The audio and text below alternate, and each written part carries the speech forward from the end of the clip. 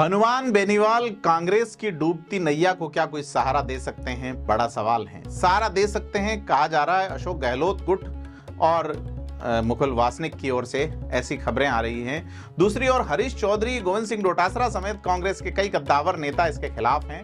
हनुमान बेनीवाल और आरएलपी का क्या अब कोई गठबंधन संभव है? जबकि हनुमान बेनीवाल के एक खास सिपह सालार उम्मीदवार बेनीवाल को कांग्रेस ले गई और दूसरे जो सिपह सालार हैं जिनका नाम पुखराज गर्ग है, विधायक दल के नेता थे, उनको बीजेपी ले उड़ी।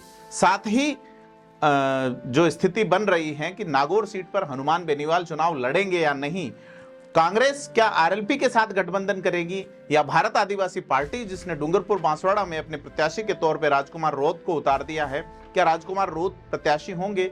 अगर राजकुमार रोत वहां प्रत्याशी होते हैं तो क्या समीकरण बनेंगे? आरएलपी और बीएएपी यानी भारत आदिवासी पार्टी जो है, ये दोनों ही पार्टियां अब बार्गेनिंग की स्थिति में कौन मजबूत है? क्या बीएपी मजबूत है या आरएलपी मजबूत है? साथ ही चूरू की सीट पे जिस तरीके से बलवान पूनिया साथ नजर आए हैं राहुल कसवा के, तो क्या अब कम्युनिस्ट जो हैं वो मान के चल रहे हैं कि हनुमानगढ़ गंगानगर की सीट पे उनको मौका दिया जा सकता है INDIA अलायंस यानी गठबंधन के तहत?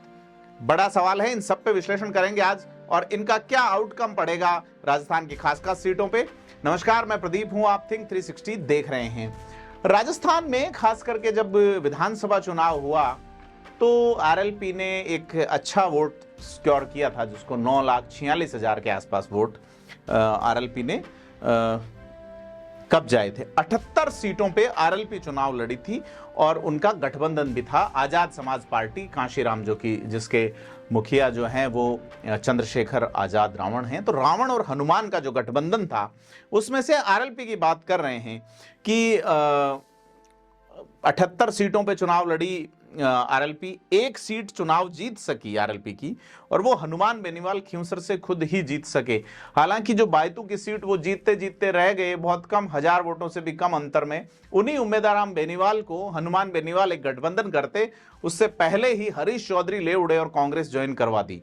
अब बाड़मेर में यह माना जा रहा है कि उम्मीदवार बेनीवाल जो है वो कांग्रेस के प्रत्याशी होंगे। ऐसे में उम्मीदवार बेनीवाल अगर कांग्रेस प्रत्याशी के तौर पे बाड़मेर से लड़ते हैं और हनुमान बेनीवाल जो कि आरएलपी का अगर अपना वहां बेस खो देते हैं, तो बाड़मेर जहां पे चौहटन की सीट पे, जहां पे शिव की सीट पे, जहां पे बायतू की सीट पे या बाड़मेर इटसेल्फ पे या पचपदरा वाली सीट पे हनुमान बेनीवाल का जो एक स्वैग खड़ा हुआ था, क्या वो स्वैग धुल जाएगा? बड़ा सवाल है।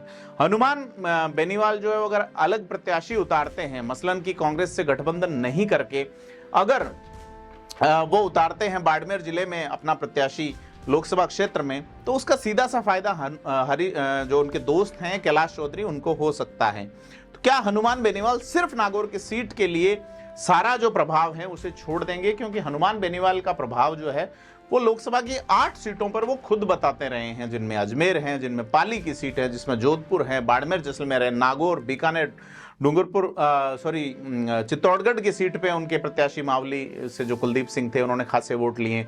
चित्तौड़गढ़ में हालांकि सीपी जोशी ने एक बड़ा स्ट्रोक चलते हुए चंद्रभान सिंह आख्या की नाराजगी जरूर दूर की है, लेकिन जो समीकरण बन रहे हैं खास करके लोकसभा चुनाव से ठीक पहले, उसमें गंगानगर हनुमानगढ़ पे भी बात चल रही है कि वो कम्युनिस्ट पार्टी ऑफ इंडिया मांग रही हैं। तो बाड़मेर जैसलमेर से जो स्विंग शुरू हुआ था, खास करके रविंद्र सिंह भाटी की ओर से ये चीजें क्लियर नहीं है कि रविंद्र सिंह भाटी चुनाव लड़ेंगे या नहीं, लड़ेंगे तो किस पार्टी से लड़ेंगे। अगर वो दो हार्डकोर नेताओं के बीच में अगर एक कोई माहौल बना जाते हैं जिसमें जिस तरह का स्वैग उन्होंने शिव में खड़ा किया, उस तरह का स्वैग अगर वो बाड़मेर जैसलमेर लोकसभा क्षेत्र पूरे में कर पाते हैं, तो क्या आउटकम रहेगा, क्या निर्णय रहेगा, यह देखने वाली बात होगी। क्योंकि रविंद्र सिंह भाटी जो है वो एक अलग तरह की कैंपेनिंग और यूथ में फायर ब्रांड लीडर की एक छवि के रूप में चमक रहे हैं। इसी छवि के रूप में आज से 5, 7, 10 साल पहले हनुमान बेनीवाल ने एक स्वैग खड़ा किया था, लेकिन हनुमान बेनीवाल अपना स्वैग एक जाति विशेष में खड़ा कर पाए। तो अगर अपन इनका ये विश्लेषण देखें आरएलपी का खास करके, तो कई सारी चीजें निकल के आती है। तो जैसा मैंने बताया कि आरएलपी जो है उसने चुनाव लड़ा था 2018 वाला तरीके से, जिसमें 3 विधायक बने थे उनके। वोट जो है वो पिछली बार 8,56,000 वोट लाए थे 58 सीटों पे हनुमान बेनीवाल चुनाव लड़े थे। 3 सीटें उन्होंने जीत ली थी। 8-9 सीटों के आसपास उन्होंने जमानत बचाई, संघर्ष गजब का किया। बहुत सारी सीटों पे दूसरे नंबर पे रहे, तीसरे नंबर पे रहे, मार्जिनल रहे। तो हनुमान बेनीवाल ने एक ऐसा स्वैग विधानसभा चुनाव में दिखाया कि भाजपा को उनसे गठबंधन 2019 में करना ही पड़ा। और इसका फायदा गजेंद्र सिंह शेखावत को जोधपुर में हुआ, कैलाश चौधरी को बाड़मेर में हुआ, भागीरथ चौधरी को अजमेर में हुआ, पीपी चौधरी को पाली में हुआ बताया हनुमान बेनीवाल के लोग। हालांकि बद्री जाखड़ जो है वो जाट प्रत्याशी थे, लिहाजा कितने वोट उस तरफ गए होंगे कहा नहीं जा सकता। लेकिन नागौर में हनुमान बेनीवाल सांसद की सीट जीत गए। इसी के नाते आरएलपी को एक राज्य स्तर के दल का दर्जा भी मिला। लेकिन इस बार वोट शेयर जरूर बढ़ा है। आरएलपी पिछली बार 8,56,000 वोट लाई थी, इस बार 9,46,000, 90,000 वोट बढ़े हैं आरएलपी के। तो ये 78 सीटों पे है। सीटें घट गई, यानी 2 सीटें कम हो गई। पिछली बार हनुमान बेनीवाल, पुखराज गर्ग और श्रीमती इंदिरा वहां से चुनाव जीते थे। और इस बार जब हनुमान बेनीवाल ने बाद में लोकसभा से सांसद बन गए और विधानसभा से इस्तीफा दिया तो उनके भाई नारायण बेनीवाल विधायक बने। इस बार हनुमान बेनीवाल ही चुनाव जीत पाए। उन्होंने कुछ सीटों पे बहुत अच्छा परफॉर्म किया, जैसे मावली की सीट पे मार्जिनल से भी ज्यादा रहे तो वहां कांग्रेस जीत गई। और इसी तरीके से आपकी बीकानेर सीट पे, नोखा वाली सीट पे रेवत राम पंवार लड़े जो कि पहले विधायक रह चुके हैं। इसके अलावा बहुत सारी सीटें रही जिनमें आरएलपी के पुखराज गर्ग ने भी अच्छा प्रदर्शन किया, लेकिन पुखराज गर्ग चले गए हैं भाजपा में। तो क्या यह हनुमान के साथ एक तरह का धोखा हुआ है? क्योंकि उनका जो गठबंधन था वो अनुसूचित जाति वर्ग की हार्डकोर छवि रखने वाले एक संगठन के साथ हुआ था जिसे आजाद समाज पार्टी, कांशीराम कहा जाता है, स्वर्गीय कांशीराम, जिन्होंने अनुसूचित जाति जनजाति के हक और हकूक के लिए एक संगठन, बड़ा संगठन खड़ा किया। बसपा का उदय हुआ, उनके नाम पे बनी हुई पार्टी। लेकिन अगर अपन डेटा देखें तो एक बड़ी चौंकाने वाली चीज मिलती है कि प्रदेश के अंदर अनुसूचित जाति के लिए आरक्षित 34 सीटों में से यह गठबंधन 29 सीट पे चुनाव लड़ता है। और इस 29 सीट पे, यानी 29 एससी जो सीट हैं, अनुसूचित जाति वाली सीट, उन 29 में से 23 सीट एससी वाली और 2 एसटी वाली पे जो है वो लड़ती हैं आरएलपी। सिंबल देखिए केतली का नहीं है, यहाँ आरएलपी का सिंबल है। तो यह एक अलग तरीके से चौंकाती है ये चीज। अगर अपन बात करें तो देखा जाए, अगर उस दिशा में बीटीपी वाली बात देखें, जैसे कि आप वोट कितने ला रहे हैं ओवरऑल, इससे फर्क नहीं पड़ रहा है, विधायक कितने आ रहे हैं।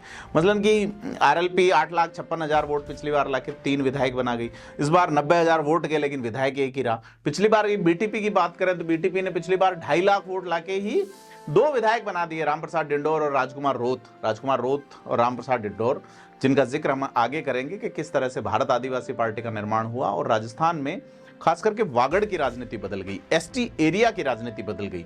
तो पहले डिस्कस करते हैं अपन 34 सीट जहां पे हनुमान बेनीवाल की नजर की भी वहां अपना प्रत्याशी कैसे जीते, मसलन जाति वर्ग से या इस तरीके से उठने वाले नेता। जैसे हनुमान बेनीवाल के डायलॉग्स बड़े हार्डकोर रहे हैं, वसुंधरा राजे के खिलाफ लगातार बोलते रहे, अशोक गहलोत के खिलाफ, सचिन पायलट को लेकर थोड़ा सॉफ्ट कॉर्नर रहा, लेकिन पुराने जो राजा महाराजा रहे हैं उनके खिलाफ भी बोलते रहे हैं। हनुमान बेनीवाल ने किसी को नहीं बख्शा बोलने में, लेकिन क्या चुनाव लड़ा? 2018 का अगर विधानसभा चुनाव देखें तो वसुंधरा राजे की कैबिनेट के टॉप 10 से 20 लोगों के खिलाफ आरएलपी ने कैंडिडेट नहीं उतारा। कांग्रेस के टॉप 10 से 20 लोगों के खिलाफ आरएलपी ने कैंडिडेट नहीं उतारा। अशोक गहलोत, सचिन पायलट, गोविंद सिंह डोटासरा, बीडी कल्ला, सिद्धि कुमारी, पुष्पेंद्र सिंह राणावत, या आप ये देख लीजिए वसुंधरा राजे खुद, अरुण चतुर्वेदी समेत तमाम बड़े नेता, उनके खिलाफ कैंडिडेट नहीं उतारा। ओम बिरला लोकसभा का चुनाव लड़े तो आरएलपी का हालांकि उस वक्त गठबंधन था, लेकिन हनुमान बेनीवाल बड़े तरीके से आरएलपी को आगे बढ़ाते रहे अपनी टीम के साथ, और उनकी टीम भी बड़ी गजब की रही। लेकिन इस बार जो डेंट पड़ा है, दोनों ही पार्टियों ने एक बड़ा डेंट एक दिन के अंतराल में दिया, जिसमें एक तो मेदाराम बेनीवाल को ले गए और दूसरे जो है वो ले गए पुखराज गर्ग को। तो क्या लगता है आरएलपी किस तरीके से एक सेटअप में चल रही है, किस तरीके से एक राजनीति को कर रही है, उस पर सोचना बनता है कि हनुमान बेनीवाल ने जो चीजें की क्या वो लगातार उनके नुकसान वाली रही, क्या उन्होंने जिस तरीके से वोट को, जैसे मैंने बात की आपको एससी कम्युनिटी वाले वोट की, तो इसको लगा कि भाई आप अपनी पार्टी का वोट शेयर बनाने के लिए आप हमसे गठबंधन करते हैं या हमारे वोट ले जा रहे हैं। पुखराज गर्ग क्यों नाराज होकर चले गए, जबकि वो विधायक दल के नेता थे। कांग्रेस से जो है वो उमेदराम बेनीवाल का डेंट पड़ा और भाजपा से पुखराज गर्ग का। तो आरएलपी अब कहां स्टैंड करेगी, यह देखने वाली बात होगी। आरएलपी अब कहां जाके रुकेगी। क्या कांग्रेस वाकई में अब नागौर की एक सीट देके और आरएलपी अपना अधिकार क्षेत्र, प्रभाव क्षेत्र कई सीटों पे, क्या उसे खो देगी, बड़ा सवाल है। क्योंकि आरएलपी ने एक उम्मीद तो लोगों को दी थी, एक धारा दी थी। राजस्थान में वैसे तीसरी दल जो है वो मजबूत नहीं, लेकिन पहले ही चुनाव में 3 सीटें जीत लेना, गठन के कुछ ही वर्षों में, 1-2-3 वर्षों में ही आप राज्य स्तर के दल हो गए, बड़ी चीज है। बात करें भारत आदिवासी पार्टी की, भारत आदिवासी पार्टी जो कि बीटीपी यानी भारतीय ट्राइबल पार्टी का एक टूट के और नया संगठन बनता है, और पहले ही चुनाव में वो 9,29,000 वोट ले जाते हैं, 9,29,969, यानी कि 9,30,000 वोट ले जाते हैं महज 27 सीटों पे लड़के। अब यहां देखिए कि बीटीपी ने एक स्पेशल जोनर में काम किया, एक स्पेशल जोनर में काम किया, उसी तरीके से 3 सीटें ले गए जैसे हनुमान बेनीवाल पिछली बार ले गए थे। तीसरा सबसे बड़ा दल राजस्थान की विधानसभा में अगर कोई है तो वो बीटीपी है। और ये चमत्कार करने वाले जो लोग राम प्रसाद डिंडोर और राजकुमार रोत रहे धरियावद के उपचुनाव में, जब इन्होंने जो गुजरात के नेता रहे इनके छोटू भाई वसावा, जहां तक मुझे उनका नाम याद है, उनको जब कहा कि हमें उपचुनाव लड़ना है, बीटीपी का कैंडिडेट दे दी, लेकिन नहीं दिया गया। चुनाव कांग्रेस जीती, परंतु वहां बीटीपी टूट गई।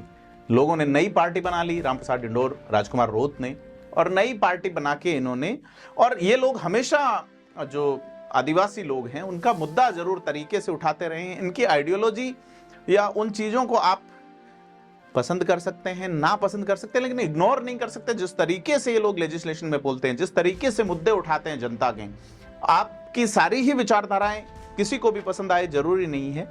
लेकिन आप राजकुमार रोत जब बोलते हैं, या मौजूदा जो उमेश मीणा जब बोलते हैं, या पहले भी विधानसभा में जिस तरीके से अपनी बात रखते थे, वो सुनने लायक होती थी, कंटेंट और तथ्यों के साथ रखते हैं। तो यह एक अच्छी चीज है, और उन्होंने खुद को लोकसभा के प्रत्याशी के तौर पर उतारा है। अगर कांग्रेस बांसवाड़ा नहीं देगी, जिसकी वजह है कि भाई गोविंद सिंह डोटासरा और हरीश चौधरी आदि जो टीम है, उसको दिक्कत क्या है हनुमान बेनीवाल से कि एक बार आपने गठबंधन कर दिया तो इन विधानसभा सीटों पे आपका फिर काम नहीं चलेगा। हनुमान बेनीवाल मोदी के साथ गठबंधन करते हैं पिछले चुनाव में, लेकिन एक एग्जिट तलाश लेते हैं वो सुरक्षित और अलग हो जाते हैं। तो क्या वो आपसे अलग नहीं होंगे? क्योंकि वो तो सत्ता में रहते हुए लोगों से अलग हो गए। हनुमान बेनीवाल का अपना स्वैग है, विचार बना, ठीक है, बात नहीं बनी तो उन्होंने अपने मुद्दे के लिए सत्तासीन दल को छोड़ दिया। तो क्या आप जो कि फिलहाल सत्ता में नहीं हैं, और अगर सत्ता आपके लिए दूर की कौड़ी है, तो क्या हनुमान बेनीवाल आपके साथ रहेंगे? क्या हनुमान बेनीवाल वोट दिला पाएंगे? क्योंकि हनुमान बेनीवाल के साथ अब अगर गठबंधन नहीं होता है तो हो सकता है कि नागौर की सीट पे कांग्रेस जो है वो थोड़ी, भाजपा थोड़ा फायदा ले जाए, लेकिन बाकी सीटें मसलन कि गजेंद्र सिंह शेखावत के सामने लोकसभा की सीट में दिक्कत कर सकते हैं। क्योंकि जो नाराजगी वाला पुट है ना जोधपुर वाली सीट पे, वो दूर नहीं हुआ है। आज अगर बाबू सिंह राठौड़ का अपन अगर भाषण सुने तो बाबू सिंह राठौड़ ये कह रहे हैं कि गजेंद्र सिंह शेखावत पहले ही प्रयास में मिनिस्टर ऑफ स्टेट एग्रीकल्चर बन गए, दूसरे ही कार्यकाल में वो मिनिस्टर ऑफ कैबिनेट बन गए जल शक्ति, और तीसरे कार्यकाल में गृह मंत्री से तो कम क्या लेंगे। मतलब उनकी छवि अमित शाह के बराबर या उससे ऊपर करने की जो कोशिश वाला जो डायलॉग है ना, इसे पॉलिटिकल गुगली कहते हैं। तो ये पॉलिटिकल गुगली जो है ये साबित करती है कि अभी बाबू सिंह राठौड़ और गजेंद्र सिंह शेखावत के बीच में जो ठंडे छींटे डाले गए थे भजनलाल शर्मा द्वारा, वो ठंडे छींटे इतने प्रभावी नहीं हुए। तो आरएलपी अगर यहाँ कैंडिडेट उतार देती हैं तो गजेंद्र सिंह को फायदा होता है, कांग्रेस को नुकसान होता है। नहीं उतारती तो यहाँ फिर सीधे तौर पे फायदा बीजेपी को या कांग्रेस को हो सकता है जोधपुर में। यही हाल रहेगा आपका बाड़मेर में, ऐसा ही कुछ अजमेर में नजर आ सकता है, क्योंकि विरोध के प्रकटीकरण वाला दल का मूड है आरएलपी का। अलग एकला और प्रभावी चलो की एक रणनीति के रूप में हनुमान बेनीवाल की बोली, अंदाज, चुटीले डायलॉग्स और सहज सरल तरीके से बात कह देने वाली उनकी भाषाई जो पकड़ है, जैसे शब्दों की जो अश्लीलता है उस पे सवाल उठता है। लेकिन अगर हम सुने जिनसे हनुमान बेनीवाल लड़ते रहे, जो आजकल बीजेपी में आ गए, उनकी भाषा सुने तो इस विधानसभा चुनाव में तो हनुमान बेनीवाल कहीं पीछे रह गए उनसे शब्दों के चयन में। और रील्स अब मिर्धाज की वायरल हो रही हैं। तो वो एरिया अलग तरीके का है और उस एरिया का टेस्ट ऑफ टंग जो है वो बहुत अलग तरीके का है, टेस्ट ऑफ ईयर्स अलग तरीके का है। तो नागौर में तो चलता है, नागौर में कोई गौर नहीं करता इन चीजों पे। लेकिन बाकी जो तहजीब तमीज और अलग तरह की तहजीब तमीज वाला, सारे इलाके तहजीब तमीज वाले हैं, लेकिन अलग तरह की तहजीब तमीज और सिस्टम वाले इलाके हैं जो शब्दों को बड़ा महत्व देते हैं, मनुहार को देते हैं, आदर अलंकारों का ज्यादा उपयोग करते हैं, वहां पे फिर चीजें जो है वो अलग तरीके से देखी जाती हैं। तो यह जोधपुर वाली सीट पे ये जो प्रभाव पड़ रहा है। तो अपन बात बीटीपी की कर रहे थे कि बीटीपी ने किस तरीके से चुनाव लड़ा। 27 सीटों पे चुनाव लड़े और 9,30,000 के आसपास वोट ले गए। और 27 सीटों पे मतलब प्रभावी औसत वोट आप 34,000 के आसपास ले रहे हैं एक सीट पे। हनुमान बेनीवाल के यहाँ पे औसत जो है वो 2-2,500 का आ रहा है मुश्किल से। भाई 78 सीटें हैं, 10-12 हज़ार के आसपास औसत आ रहा है। तो ये जो 10-12 हज़ार का भी नहीं सर, हनुमान बेनीवाल अगर 78 सीट पे लड़ रहे हैं और 9,46,000 वोट ला रहे हैं तो कोई बड़ा जो है वो अंतर नजर आ नहीं आ रहा। 10 से 12 से 15 हज़ार के आसपास का एक अंतर है जिसको आप निकाल सकते हैं। तो यह जो चीज है कि हनुमान बेनीवाल ने सभी तरह की सीटों पे लड़ा है। लेकिन बीटीपी अगर 2-3 सीटों को छोड़ दें, 2-3-5 सीटों को, जिसमें कुंभलगढ़, मांडलगढ़, बड़ी सादड़ी, फतेहपुर, गंगापुर सिटी, सवाई माधोपुर जो है वहां का, और उदयपुर, मावली और वल्लभनगर सीट को छोड़ दें, तो बाकी सीटों पे ये जो 20 सीटें हैं, 21 सीट हैं, उन पे इन्होंने एसटी की सीट पे ही चुनाव लड़ा है। प्रदेश में 25 सीटें एसटी के लिए रिजर्व हैं और इन सीटों में पूर्वी राजस्थान का जो एसटी एरिया है वहां पे सिर्फ गंगापुर में बीटीपी लड़ी, बाकी अपने जोनर में लड़ी है, चाहे वो बागड़ हो, चाहे मारवाड़ की आबू पिंडवाड़ा हो, और शिद्दत से चुनाव लड़ा। एससी की सीट पे भी उन्होंने रेवदर में चुनाव लड़ा है।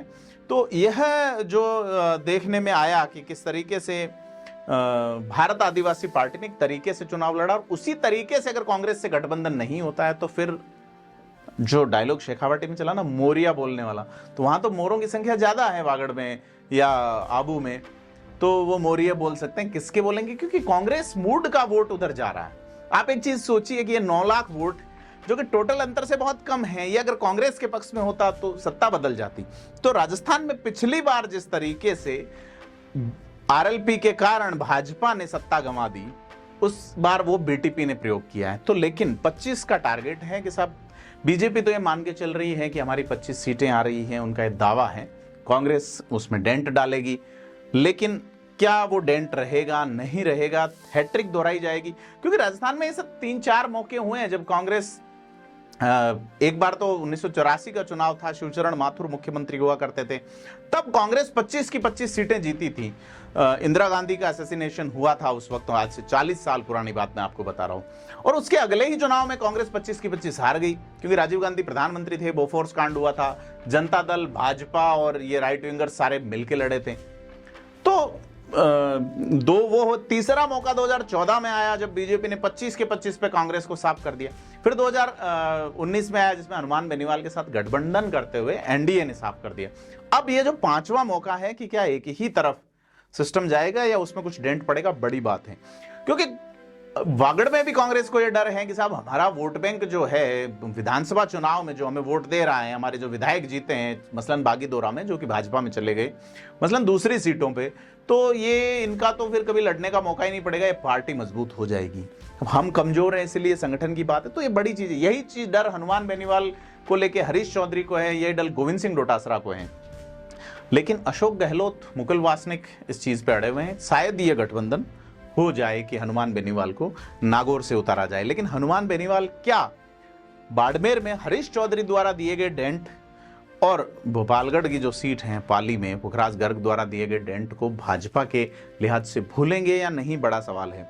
दूसरा बड़ा सवाल आपको अगर देखें, अपन एक और मुद्दे पे बात करते हैं कि जोधपुर की जो सीट है, यानी जोधपुर लोकसभा में गजेंद्र सिंह शेखावत का जो माहौल है उसमें बाबू सिंह राठौड़ वाले डायलॉग का मैंने आपको कहा कि भाई गजेंद्र सिंह अब गृह मंत्री से कम तो क्या बनेंगे, तो पॉलिटिकल गुगली हैं।